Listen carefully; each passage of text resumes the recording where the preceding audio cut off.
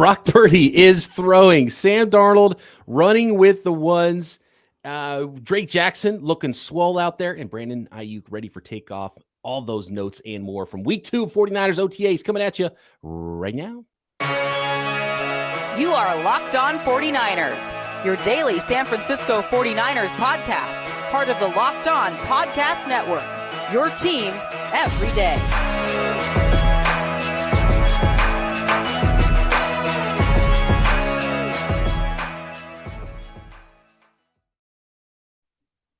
Welcome to Locked On 49ers. Brian Peacock and Eric Crocker with you at BD Peacock at Eric_Crocker. Thanks everybody for making us your first listen on the Locked On Podcast Network, your team every day. Big ups to all the everydayers out there and everyone jumping on this live episode with us this evening, talking 49ers OTAs, tons of great reports. Shout out to all the beat reporters out there as well in Santa Clara. I was not among the folks out there. Croc was not there. So we're going by some of the reports we saw, but most of what I think we can take away, Croc, from OTAs is the things that are said, the things that are observed that aren't necessarily keeping stats, right? I'm not a big stats in OTAs guy. You know who is a big stats in OTAs guy, Croc? Brandon Aiyuk. And he's not keeping his own stats. He's talking about rookie Jair Brown with a handful of interceptions, 3 or 4 interceptions already, dropped another one. He said Jair Brown might have had 5 picks already at OTAs. Yeah, a lot of it's just making plays. That's what I keep track of more than anything. You're trying new things out there, depending on what side of the ball that you're on. But a guy that made a lot of plays in college, I say all the time, playmakers make plays. And it's kind of this innate ability that some guys are just born with, right? Jimmy Ward, terrific football player, maybe just wasn't born to be somebody that just takes the ball away a whole lot, right? Like, good football player on the field, does his job, excellent. Versatile, all that. Not a lot of interceptions. It just wasn't going to be in the cards for him. But some of the other guys, Talanoa Hufanga, was a playmaker. Then he steps on the field, made plays where, oh man, a ball's blocked in the air in the divisional round playoffs, and who's there to pick it up? Of course, Talanoa Hufanga. He's got to make plays. And then, what do you know? Next season, he leads the 49ers in interceptions, where he has a bunch of picks. And Tayshaun Gibson, another guy, 32 career interceptions. He's making plays. Guys that make plays continue to make plays. And Jair Brown is another one of those type of guys. Love seeing those reports. Playmakers making plays, Croc. Do you remember one of the greatest nicknames in 49ers history? Do you remember Shakespeare? Yeah. John Keith, a small school safety. The nickname was Shakespeare because he makes plays. Oh, okay. Said no, I don't know that. This is probably late 90s, early 2000s. John Keith out of, was he like Furman or some college like that? Small school. This dude hit like a ton of breaks. I loved John Keith. Is it the guy that wore no gloves, no sleeves, no nothing? Yeah, I think so. And he used to play like tackle football on the asphalt as a kid. And like he was talking about how he used to get stuck underneath cars and stuff. And like he was one of those guys who kind of built different, but he made plays. Shakespeare, great nickname because he makes plays. I like it. Yep, that's Jair Brown. Hopefully he continues to make plays. Now, can he make enough plays to start to insert himself in some type of rotation? There are a lot of people, and I read the comments, and they're like, OTAs doesn't matter. Yes, it does. Yes, it does. And it's things that's going to help put him in the rotation, right? Like, is he starting to get it? How much can we give him? Can we throw a little bit more at him, right? Like, those are the things that are going to start to happen. And ultimately, for a team who is probably going to be looking forward to Tayshaun Gibson replacement, right? This is a guy that was kind of borderline retiring, and who are you going to pair next to Hufanga? And Jair Brown needs to start to make that push. And I'm pretty sure Gibson, who wants to be on the field, but he'll probably welcome that, kind of taking this young guy under his wings as he kind of exits the NFL. So I'm interested to see where they start to utilize him. Do they go with more 3 safety looks? And Wilkes, we talked about Kyle Shanahan really being the defensive coordinator there. But Wilkes, what's he going to do? How is he going to utilize a 3rd safety? Those are the things I want to start hearing about. Yeah. And look, there's no reason to hold him back. If he's ready, maybe he'll be the starter as and he was the first pick the 49ers made this year. They traded up for him. So I don't think it should be a shocker if he necessarily goes out there and earns a starting job as good as Tayshaun Gibson looked last year. And I mean, if Jimmy Ward got his job taken away, who was the elder statesman on the entire roster, then Tishawn Gibson can as well. Right. Lost it to injury, but yeah. Got a question in the chat already. Third string All Pro says, Crocker, were you a talker on the field? Oh, 100%. I mean, can't you guys tell, especially if you follow me on Twitter at Eric_Crocker, I talk a lot of trash for the 49er players. Like during the games, I'm talking trash as if I'm like Jimmy Ward. Warrior fans, there's a reason why over 200 of them unfollowed me on Twitter because I'm talking trash there. And then I just posted some videos. You know, everybody, I just realized how much of Twitter is they are referees because everybody said, travel, Croc, that's travel. But anyways, I posted this video playing basketball with my son. We were playing one-on-one, and I'm talking trash. I always have talked trash on the field. I talk trash to my wife and kids when we're playing Mario Kart. There is no scenario where I'm not talking trash. I put the over/under on 70% of clips put online that are like, citizens playing basketball. There's a travel involved. See a lot of those on the gram. We're like, hey, what's this? And then we're like, there's a travel. You took 9 steps, bro. To my defense, all right, I started moving before kind of like getting the ball. So you see kind of like because, you check up. So as he was checking up, as the ball's coming back to me and I'm grabbing it, I kind of shifted my feet. And then I get into my triple threat and jab. So like I think it looked worse than what it kind of really if you're not cheating, you're not trying. I mean, that too. Did you have the Crocs in sport mode for this? I did not. I was playing in some Adidas shoes. Okay. So no Crocs that time. So when it comes to my sons, right, they're getting older now. So my son Juice, he runs track. Like I do not want him to beat me in anything on the track. No. And when it comes to basketball, my son D, he plays basketball. And I just can't let him beat me. I can't. So yeah, he'll climb the mountaintop when he gets there. You can't help him up at this point. Letting them win when they're 5 is different than letting them win when they're a teenager. You can't do that. Speaking of Brandon Aiyuk, though, he says he's ready to take off, Croc. A lot of talk. We'll get to Drake Jackson looking a little bit bigger. Every time I see Brandon Aiyuk, he looks bigger. And I wonder if this is the year, Croc. Is this the year where he starts dominating fools out there? I don't think it's not up to him. And I don't know how much it matters. I mean, unless it's just Julio Jones and we're just going to put our entire offense through one player, which I don't see that being the case with all the weapons the 49ers have. I think he'll continue to be the 4th option like he was last year. Now, again, with him being the 4th option, some guys missed time. He still was a 1,000-yard receiver. So I think he could very well be a 1,000-yard receiver. But when I hear him say, man, I'm ready to take off, I mean, in the way I view him, and it's funny, I was talking to my brother, Donald, in the car, and I'm like, dude, Brandon Aiyuk, I mean, he's really got it, but they just don't feature him. And when you watch some of these other receivers like CeeDee Lamb, who everybody, CeeDee Lamb, he's a top 5, top 10 receiver in the league. And I look at Brandon Aiyuk, and I'm like, man, he's got that type of ability, but the 49ers don't do anything to make him a focal point of the offense. They're not motioning him, put him in the slot, motion him across the formation before the defense gets set, snap the ball. And, you're putting him in positions to like continuously win. The 49ers run their scheme. They want to put linebackers and some of these middle guys and safeties in conflict. And if while doing that, Brandon Aiyuk is open, okay, we'll throw him the ball. But it's not like, hey, this is the guy we're looking to get, 12 targets a game. And if they did that, then he would take off. But I don't think it's up to him. He could be as ready as he wants. There's still kind of going to be this pecking order in the offense. And it's unfortunate for him. Todd in the chat says Aiyuk is one of the most underrated route runners in the league. His footwork is great. I don't know if you're familiar with Matt Harmon's reception perception, where he charts all the routes and stuff, and he loves Brandon Aiyuk. His success rate is high. I do think there's some of Kyle Shanahan baked in. I do think there's some of that the focus isn't on Brandon Aiyuk because he's not the number 1 option, because heavy is the head that wears the crown, as they say, right, Croc? Because when you are the number 1, there's a lot more eyeballs on 23 and 19 and 85 in the 49ers offense. So he does benefit from that, I think, somewhat.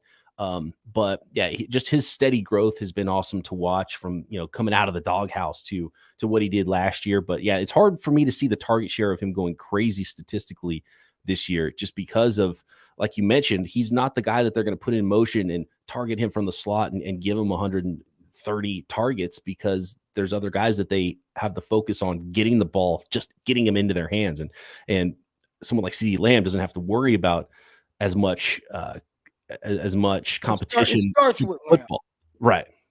Yeah, no, as opposed to Brandon Aiyuk. Again, he said it. He said, man, I was a 1,000-yard receiver. I was a fourth option. I just don't see that changing. Now, maybe him and one other person can kind of change in that pecking order. I mean, that other person would be Deebo Samuel. But because of the ways that you get Deebo Samuel the ball, I just, and they call it target share in fantasy. I just don't see it really flipping a whole lot unless somebody's out. Now, if there's an injury to these guys and then now it kind of bumps him up, then I could see him having that season that he is capable of having. But just straight up, it's going to be hard. And if you look at his targets throughout the season, it's very inconsistent. There's a game, I think it was the maybe the Cardinals game. It was like 2 catches, 2 touchdowns. And it's like, that's it. It's like, get the ball to him more. But they don't worry about that. They worry more so, at least this is what the comments tell me. They don't care about that. They just care about winning football games. And I completely understand that. But other guys are trying to take care of their families too. And Brandon Aiyuk wants to get paid and he wants those numbers. I'm sure he does. That's why he's ready to take off. But I don't know how much he'll take off. And I see a lot of people talking about Aiyuk. Can they fit him under the cap? Can they keep him both? Does he want to stick around for that? Does he see maybe a number one for him in the future somewhere else? That's something to look forward to into 2024 offseason, not this year. He's clearly part of the plans, and he's around for the 49ers right now.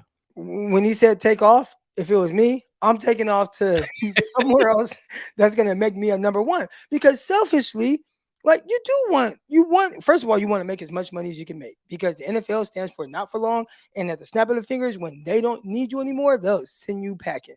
All right. But regardless of that, like you want to make the money, you want the numbers, you want the stats, and not like selfishly. I'm pretty sure right now he'll tell you, hey, whatever they need me to do, I'm going to do those things. But he's not going to turn down 12, 13 targets a game, especially here's one. If you ask Brandon Aiyuk right now, he might give you the politically correct answer and say, you know what, if you could tell me, hey man, you got a chance to win the Super Bowl with this team, or this other team is going to target you 13 times a game, who you want to play for? Oh yeah, man, keep me with the 49ers. But behind the scenes, he's like, I wouldn't mind getting those 13 targets so I can really show what I could do out there. Because guys grow up playing football. They grow up playing football. They grow up like wanting to be the guy. And again, I think 49ers have the right guys in the locker room to where maybe that's not the number one priority right now. But I'm pretty sure, big picture, you want that type of recognition and you want that type of production. And I don't know if he's going to be that guy consistently. Heck, you can't. The guys that have even done it, we watch George Kittle be like a 1,400-yard tight end, and I don't know if he'll never ever get that again. But if he was somewhere else, he probably could. So it's just the way the 49ers offense is. And maybe, depending on who the quarterback is, could skew what Brandon Aiyuk's numbers are. We'll get to the quarterbacks next. Brock Purdy starts his throwing program. Sam Darnold this week with the ones after Trey Lance last week. And Deebo Samuel cited at 49ers practice next. Today's episode of Locked On 49ers is brought to you by FanDuel, America's #1 sports book. Make a fast break to FanDuel during the NBA playoffs because right now, new customers get a no-sweat first bet. They've upped the no-sweat first bet, by the way, to $2,500. That's $2,500 back in bonus bets if your first bet doesn't win. And there's no better place to bet on all the playoff action than America's #1 sports book. And not just NBA playoffs at FanDuel, NHL playoffs. There is soccer. And there is Major League Baseball every day, all summer long. It is always there for you like a warm blanket or a cool fan, as it is in the summertime, or a cold beer in the summertime. And, of course, NFL futures. Bet on the 49ers to win the Super Bowl. You can find it all at FanDuel. Visit FanDuel.com/lockedon and get a no-sweat first bet up to $2,500. That's FanDuel.com/lockedon. FanDuel, official sports betting partner of the NBA. Okay. Deebo Samuel back at practice. I want to talk about body composition for a second, Croc, because Deebo Samuel back at practice. Did you see any video of him? Is he looking like he's the 215-pound dude out of South Carolina, or is he just a wide back now and forever? I think the 215-pound days are over. They're gone, yeah. But also, listen, if I'm not mistaken, and I saw him kind of like tossing the football back, he wasn't the guy that practiced, but he was wearing a white long sleeve. If I saw right, I wasn't quite paying attention. I Yeah. will say this: white adds 10 pounds to you. That's what everybody says. It's not So, slimming. Yeah, he wasn't wearing a black tight yeah. shirt. He was wearing a white, pretty loose shirt. So doing some conditioning on the side. I don't think that's, I'm just having fun here. I'm not saying he was out of shape or anything, but looking thick, looking big was Deebo Samuel, and not necessarily in a bad way. But I can't wait to see what he looks like in pads and next to Brandon Aiyuk, and we'll see if he gets on the field later this week in OTAs or future OTAs, or if he's just going to hold back until training camp and do conditioning work and stuff on the side. Drake Jackson, though, is up in weight for sure by his own account. But the Drake Jackson thing, looking swole out there. And I can't figure out what he weighs or what he's supposed to weigh, Croc, because he's up 13 pounds, he said. But I was like, was he 280 pounds? Because no, he went from 252 to 265, he said. And do you remember what I said about Drake Jackson? I said I wanted him to show up at camp at a rocked up 265 pounds. Well, apparently he's 265 pounds, and he definitely looks bigger in his upper body. It's not, shredded muscle, but he looks strong. He looks big. But remember last year, he fluctuated like 10 pounds from combine to pro day, and he was 270 pounds when he was drafted. So he must have dropped a ton of weight just during the season. And maybe that's why he ran into that rookie wall last year. And maybe he's listening to Brian Peacock say, you know what, he knows best. I need to be at 265. But all 265s and all weight in general is not created equal. All right. Right now, I'm 190 pounds. Right. And I'm pretty strong. Right now, if I might say so myself. But I'm not what I was when I was 197 playing with the Jets or in the Arena Football League. It looks different, right? Like my body fat percentage was way down. At 197, I was 7-8% body fat. So it just looked different. So that's what's going to be the biggest thing. Okay, you added weight. Cool. What kind of weight did you add? That's the key. So, okay, you gained 13 pounds. Is it a good 13 pounds? Did you get it more organically? It's the same thing with losing weight as well. Right now, I've lost, I don't know how many, I've lost a lot of weight. But over the last couple months, I haven't been as strict to my diet. And I've noticed, I've lost some weight still because I'm in a caloric deficit, but I didn't really lose it the right way. So I'm still not as rocked up or adding as much muscle as I possibly can. So with him, it's all about doing it the right way. You know a guy who does do it the right way? Nick Bosa. I don't know why he's not with Nick Bosa. I'd be right there. Nick Bosa. Okay, what do we do? What are we doing today? Okay, that's the workout. What are we eating? I don't know if anybody's allowed to hang out at the Bosa complex in Florida. I know it's like, hey man, they got two scans to get in there. Nick Bosa, Joey Bosa, that's it, and Papa Bosa. Big Bear. Nick Bosa still not OTAs, by the way. You know what's a couple other notes here with Drake Jackson. So, by the way, Croc, are you a member of the 3-plate club like Drake Jackson is now? Not only is he 13 pounds heavier, he said he's hitting new maxes on his, I think it was a bench press and his squat. Let me find the numbers exactly. So, the 3-plate club, he's got new maxes of 415 pounds at squat and 315-pound bench press. I hit 315 pounds bench press, and I'm like 80 pounds lighter than him. Yeah. Yeah. So, you got to be doing more. Like, look. I'm not trying for anything. That just kind of happened. I just realized, like, dang, you know what? I'm getting a little bit stronger. Now, is he repping 315? There's a difference. I'm not repping 315. So if he says, oh, I'm a part of the 315 club and he's repping it, he's got me. But I can hit 315 right now. Well, the way it was reported was that he was maxing those numbers. Now, I don't know if they're counting a max as 3 reps or something instead of just 1 rep. But that's And I think it's also an indicator that, he needed to put in that work in the offseason. He needed to get stronger. He needed to put in the work. If he's just getting to 315, again, I'm not the biggest guy. I'm 190 pounds right now, and I hit 315. And I don't have to go up against these offensive linemen. Have you ever been touched by an offensive lineman? Pause. Yes, and I darn near tore my Achilles trying to block like a legit lineman. Because that dude was, I shouldn't have tried to stop him because that dude was coming through me no matter what. They are strong. So I could see, and again, the bench press is not like this huge measuring stick of just how strong you are, but it does say something to just kind of his overall strength and where he's at. And if 315 is kind of like, okay, that's kind of where my max is, and that's a new max for me. But you're going up against these offensive linemen who you kind of have to stab and get off of you and keep out of your chest. Man, that could be a little difficult because those guys, I've had to face some of them in the arena league. They have those guys as like they're blocking on kickoff return, and I'm running trying to avoid them, and then boom, you just feel a heavy hand, and it just kind of crumbles you almost. It's like, dang, like those dudes are strong.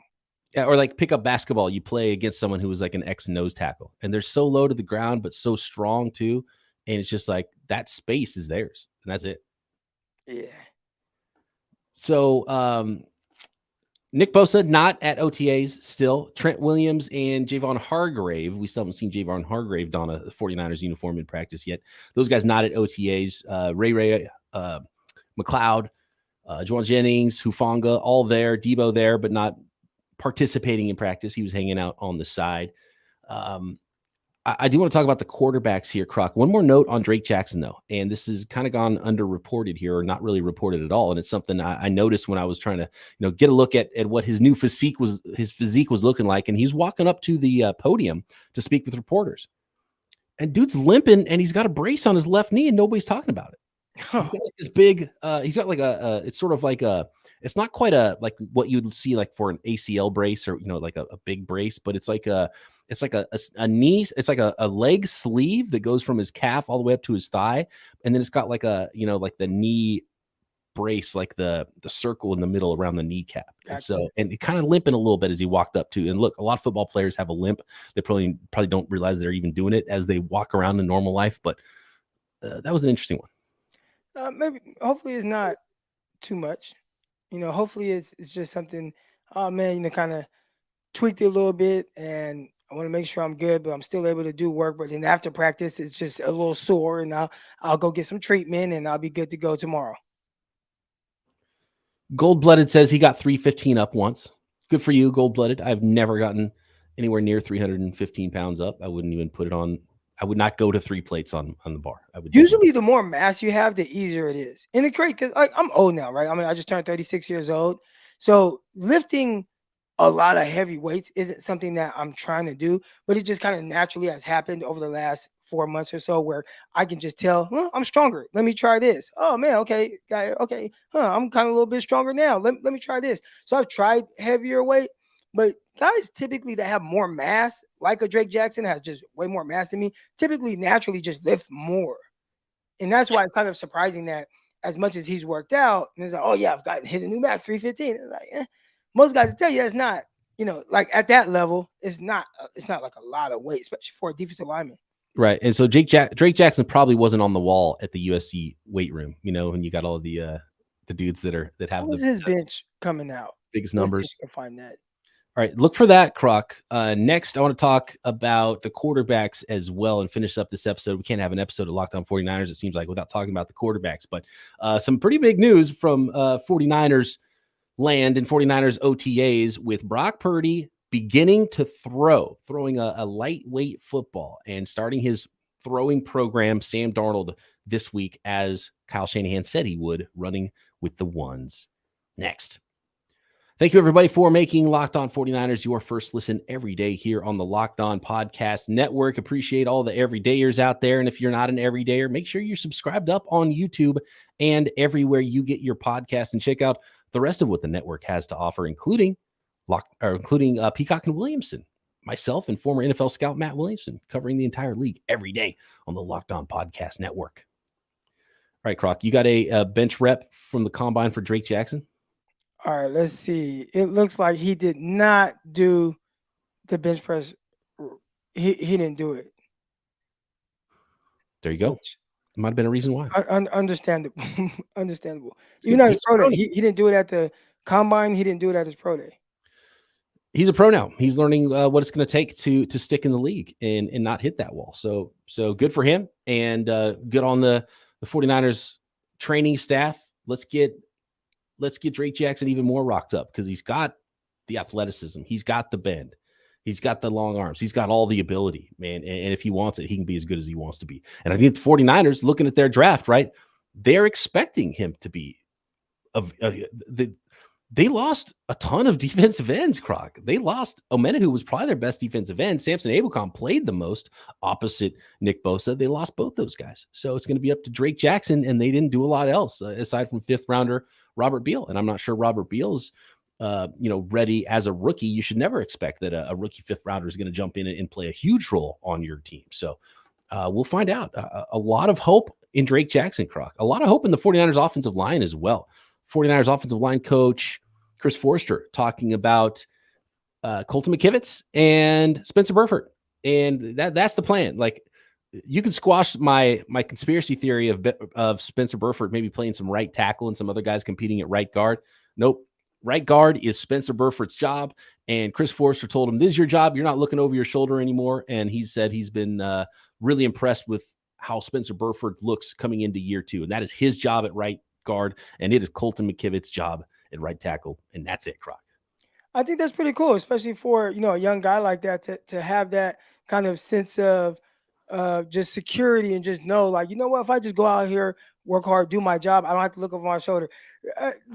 We'll talk. I know we'll get to the quarterbacks, but there was one thing that I saw in Grant Cohn's write-up on it, and it kind of pertains to that, right? Where when there is this competition, sometimes you just get a little tight and maybe don't really let as loose, and we'll get to the quarterbacks on that. But even as an offensive lineman or as a cornerback, where you're playing more to not mess up as opposed to just go out there and be the very best you can be and go out and really showcase all of your ability. There's something to that. So I think Spencer Burford now just kind of having that security of like, all right, man, I played a lot last year. I got a lot of experience. I'm ready to just take my game to the next level. And all right, coach said I'm the guy right now. Okay, let me just go and do my job. And okay, I might make mistakes. That's fine. I'm going to correct it and get better each day. It's a lot easier on the brain to kind of go out there and do your job that way. Michael in the chat says it's easier for guys with short arms to do the bench press. I'm with him. That's why I'm not good at the bench. My arms are too long. I think that's kind of it's a thing. Pull-ups and push-ups. But it's still kind of an excuse. I have long arms. I mean, we're talking 32-inch arm length. Now, your arms are longer, but 32-inch arm length. So it's not like I have short arms. At the end of the day, I mean, you just got to get the weight up off you. You're looking like Darrell Luter over there, Croc. 32-inch arms, 190 pounds. Maybe you still got some more game in you. Nah. What's the 40 looking Remember like? I said that the body fat percentage is higher. I'm at about 12% right now. Different body composition. Still not like a great looking 12. It's cool. It's cool. I'm not doing too terrible, but you're doing all right. You're doing a lot better than me, Croc. Looking at Brock Purdy. Brock Purdy started his throwing program, and really, I don't think there's a ton to take away from this except for Brock Purdy on schedule with his rehab. And so that's big news. And John Lynch, though, on the radio, he was on Sirius XM. By the way, we have a new Sirius XM partnership we haven't talked about yet, Croc. The network does. So you're going to be hearing more about that. I think more of it's going to come for us during football season. But yeah, big ups to the network. We've got a new partnership with Sirius XM. And our guy John Lynch was on Sirius XM talking about the quarterbacks, talking about Brock Purdy. And he still said, he reiterated that Brock Purdy's the leader in the clubhouse, but he said something that he didn't say before, which is there's still a competition for that top quarterback spot. Like, just because you're the leader in the clubhouse doesn't mean it's over. And we talked about all that, right, Croc? We talked about what that meant when he said that. And so there's an opportunity for Trey Lance still. There is an opportunity still for Sam Darnold, who was taking the ones at practice this week. Are you surprised that Sam Darnold, Croc, is going to get that much of a, is like, if they end up going even reps through camp with the ones, Trey Lance and Sam Darnold, do you think that's a little bit weird that Trey Lance doesn't have an opportunity to get more reps? Because I think that's a little bit, and maybe it's something they promised to Sam Darnold when they signed him, because clearly with the contract the way it is, Sam Darnold wants a chance to compete and play and potentially start some games, because that's how he makes his money this year. But man, I don't know. I feel like there's something a little bit wrong with Sam Darnold taking a bunch, like give him some reps of the ones, but making sure it's a split or potentially even getting more reps than Trey Lance. Like, because Sam Darnold's not going to win the job if Brock Purdy's healthy, right? Like, so what's the point of giving him these reps? Right. Like, why? Do they just really not believe in Trey Lance would be my question. And some of the things they do, it makes you feel that way. I would say that if they told him that, hey man, you come here, there'll be some kind of opportunities for you, and we'll give you the chance. I talked yesterday with Larry Kruger, and I was talking about like kind of letting Trey Lance hang himself in a sense. Whereas like, hey, we'll put you out there. If you mess up, like that's on you, and it's your fault, right? And it's the same thing probably with Sam Darnold, where it's like, hey, we'll put you out there. You'll get some opportunities, and that's good. I have a buddy of mine, Lavelle Hawkins, and Lavelle was with the 49ers during training camp. And he told me this story about why he signed with the 49ers and how he kind of was a little upset with them and had to, kind of confront Jim Harbaugh about it. And the story was that he signed with them. He had other opportunities, but he was told the 49ers that, hey, there's, you have a legit opportunity to come in and make this squad. And he comes in and he's not really getting the looks that he was told he would get. So one day he's sitting at the table and you got Jim Harbaugh. Jim Harbaugh walks by and says, "Hey, Hawk, how you doing?" He's like, "Oh, I'm good." He said, "You know what? I'm not good. Y'all told me when I came here I would have a certain level of opportunities, and I'm not getting those opportunities. I just feel like a camp guy here." And then Jim was like, "Well, how can we help you?" He's like, what if I let you get kickoff return in the preseason game?" And Lavelle was like, "All right, give me that kickoff return, and I'm gonna take it to the house." And he took it to his house, took his helmet off. That's what that whole thing was about. And a lot of people were like, "Oh, he got cut because his helmet." No, he didn't get cut because of that. But again, just talking about the opportunities where it's like, hey, y'all told me one thing, and that's not what this situation is. So maybe 49ers just like, hey, we're there's no rush to crown any guy here right now. Just we're gonna get you those type of reps with different groups and see, what kind of rhythm you can get into. That's rough, man, because he called his shot and he did it. Yeah, cribbed it. First kickoff return of the game. Boom, boom. And down the left sideline, preseason game, and scored the touchdown, took his helmet off, and real Stockton stuff, I got to go see that because I don't remember that. And I want to see it. It's got to be on there somewhere with him taking the helmet off. That's fantastic. Yeah. What else do we have? Do we have anything else here with the 49ers OTAs? I think we hit most of the main notes with the 49ers at OTAs. Anything else you saw, Croc, that you want to get into today? Well, I was talking about what kind of Grant Cohn's comments on the quarterbacks and them being a little tight. And a lot of check downs, a lot of kind of thinking, a lot of playing it safe. Now, Trey Lance did hit Brandon Aiyuk down the sideline for a 40-yard gain. But outside of that, it was a lot of playing it safe. And, man, I wish I had my phone in front of me that I was reading this quote. Matter of fact, I might have it because I screenshot it. I thought it was I was like, man, that's a bar. That is a bar. And so his comment was, he said, Lance and Darnold mostly checked down during this practice. One play, Darnold quickly threw a 4-yard pass on 3rd and 8, and before any receiver had a chance to run past the first down marker. So he just checked it down really quick. And this is the part right here that I want everybody to pay attention to. All right. He says, "I wonder if the nature of competition will cause both quarterbacks to throw lots of short passes so the media will praise them simply for completing throws.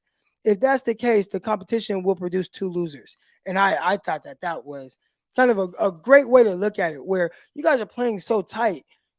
What are we doing here with these check downs, anything like that? Like, push the ball. Like, let's see this offense open it up.